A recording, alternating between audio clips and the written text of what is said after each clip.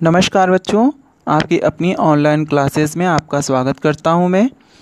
आज हम कक्षा 7 की हिंदी पाठ्यपुस्तक वसंत भाग 2 की पाठ संख्या 8 शाम एक किसान का अध्ययन करेंगे। शाम एक किसान एक कविता है जिसके कवि हैं सर्वेश्वर दयाल सक्सेना जी।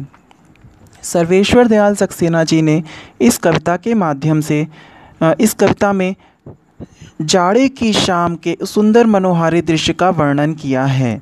उन्होंने उस जाड़े की शाम के मनोहारी दृश्य का वर्णन करने के लिए किसान का सहारा लिया है, गांव के किसान का, जो शाम के समय थक कर वापस आता है खेतों से तो अपने घर पर बैठता है बिल्कुल थका हुआ। उसकी तुलना उन्होंने उस पहाड़ से की है, अर्थात पहाड़ जो सामने दिख रहा है उसकी तुलना उन्होंने किसान से की है। और उस पहाड़ के ऊपर जो खुला आसमान है सफ़ेद रंग का, उसकी तुलना उन्होंने किसान की पगड़ी से की है। और जो सामने नदी बह रही है उस नदी की तुलना उन्होंने किसान के पैरों पर पड़ी चादर से की है।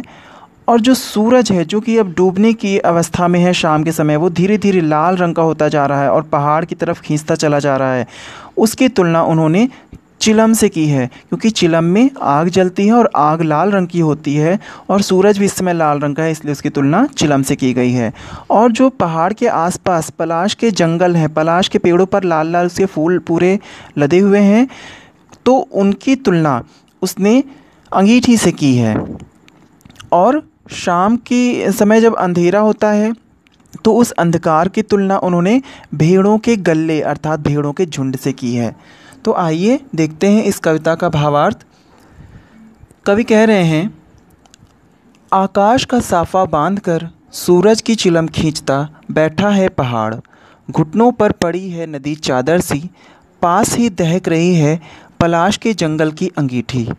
अंधकार दूर पूर्व में सिमटा बैठा है भेड़ों के गल्ले सा, अचानक बोला मोर जैसे किसी ने आवाज़ दी, सुनते हो? चिलम औंधी, धुआं उठा, सूरज डूबा, अंधेरा छा गया। भाव इस प्रकार है, आकाश का साफा बांधकर सूरज की चिलम खींचता बैठा है पहाड़। प्रस्तुत कविता में कवि सर्वेश्वर दयाल सक्सेना जी ने जाड़े की शाम के एक मनोहारी दृश्य का वर्णन करते हुए ऐसी कल्पना की है जैसे कि जो पहाड़ है, सामने एक बड़ा सा पहाड़ है जिसकी तरफ धीरे धीरे सूरज बढ़ता जा रहा है। वो पहाड़ पश्चिम दिशा की ओर है और सूरज भी पश्चिम दिशा में शाम को डूबने के लिए धीरे धीरे उस पहाड़ की ओर बढ़ रहा है। तो ऐसा लग रहा है जैसे वो पहाड़ उसको अपनी ओर खींच रहा है। वही कवि कहते हैं कि आकाश का साफा बांधकर सूरज की चिलम खींचता बैठा है पहाड़, अर्थात किसान के समान यह पहाड़ भी क्या है, शाम के समय ऐसे बैठा है जैसे उसने आकाश के, उसके ऊपर जो आकाश है उसकी उसने पगड़ी बांध रखी हो और वह धीरे धीरे उस सूरज के जो चिलम के समान जो सूरज है उसको धीरे धीरे अपनी ओर खींच रहा है, अपनी ओर खींच रहा है वो। और घुटनों पर पड़ी है नदी चादर सी, अर्थात उसके पैरों पर उसने जो सामने पहाड़ के पीछे से नदी निकली है और सामने उसके मैदानी इलाकों में बह रही है, सामने चौड़े मैदान में, तो वो उसे देखकर कभी कल्पना करता है जैसे लग रहा है कि पहाड़ रूपी किसान ने अपने पैरों पर उस नदी की चादर को डाल रखा है। फिर आगे कहते हैं, पलाश के पास ही दहक रही है पलाश के जंगल की अंगीठी, अर्थात पहाड़ के आसपास जो जंगल हैं उसमें जो पलाश के पेड़ लगे हुए हैं वो इस समय पूरे लाल लाल फूलों से लदे हुए हैं। उन्हें देखकर ऐसा लग रहा है जैसे कोई अंगीठी जल रही हो, अंगीठी जिसमें किसान कोयला जला करके खाना पकाता है। तो कवि कह रहे हैं कि जैसे लग रहा है कि किसान के घर में अंगीठी जल रही हो, ऐसा उन पलाश के पेड़ों को देखकर लग रहा है। फिर कहते हैं, अंधकार दूर पूर्व में सिमटा बैठा है भेड़ों के गल्ले सा, अर्थात पूरब की दिशा में, क्योंकि सूरज अभी पश्चिम की दिशा में डूबने के लिए जा रहा है तो अंधकार किधर से बढ़ेगा, पूरब की दिशा से बढ़ेगा। तो इसलिए कह रहे हैं कि अंधकार दूर पूर्व में, अर्थात दूर पूरब की दिशा में, सूरज के अस्त होने से एकदम अपोजिट दिशा में सूरज पश्चिम में डूब रहा है और अंधकार पूरब की दिशा में छिप करके बैठा है, अभी सिमट कर बैठा अर्थात छिप करके बैठा है भेड़ों के झुंड के समान, भेड़ों के गल्ले सा अर्थात भेड़ों के झुंड के समान, अर्थात अंधकार अभी दूर पूर्व में भेड़ों के झुंड के समान छुप करके बैठा हुआ है और इंतज़ार कर रहा है कि कब सूरज डूबे और वह पूरे आसमान में छा जाए। तो इस तरह से आपने देखा कि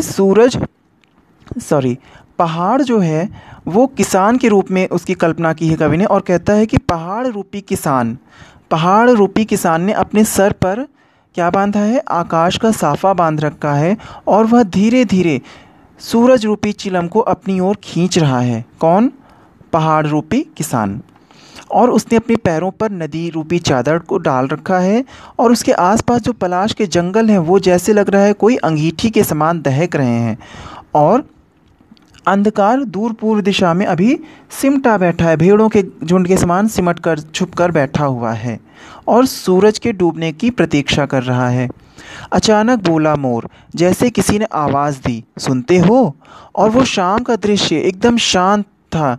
उसी समय क्या हुआ, अचानक उधर से मोर की आवाज़ आई, और कवि को ऐसा लगा जैसे कोई कह रहा हो कि सुनते हो, जैसे शाम को ये वक्त कोई किसी को बुला रहा हो कि सुनते हो, अब शाम हो गई है।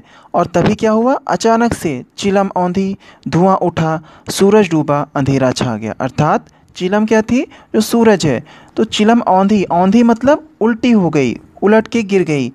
तो जैसे ही चिलम औंधी तो उसकी क्या हुई, आग जो है वो बुझ गई, जिससे धुआं उठने लगा। अर्थात सूरज जो चिलम के रूप में कल्पना की है जिसकी, वो डूब गया, और उसके डूबते ही धुएं के समान अंधकार पूरे आकाश में छा गया। तो इस तरह से हमने देखा कि कवि ने शाम के मनोहारी दृश्य का कैसे किसान के साथ तालमेल बैठाते हुए सुंदर वर्णन किया है। तो आशा करता हूँ कि आपको समझ में आया होगा। नेक्स्ट पार्ट के लिए अगले वीडियो मिलते हैं, तब तक के लिए धन्यवाद।